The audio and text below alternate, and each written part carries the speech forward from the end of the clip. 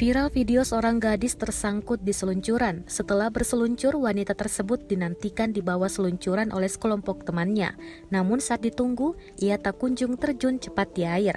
Ternyata si gadis tersebut tersangkut di dalam seluncuran. Gadis tersebut terjebak di dalam seluncuran air itu. Karena kurang licin, ia tersendat di tengah-tengah dan sulit untuk keluar dari terowongan tersebut. Ia bahkan harus diselamatkan oleh staf taman hiburan air di tengah seluncuran itu. Tentu saja, kejadian ini membuat teman-temannya geli tertawa. Dikira akan menegangkan, momen itu malah berubah menjadi begitu lucu karena kejadian tak terduga itu. Sontak saja video tersebut viral dan menuai berbagai komentar dari warganet. Orang kata perempuan kebanyakan terlepas, kalau tak lepas dia akan kutuk kat tengah. Lagi.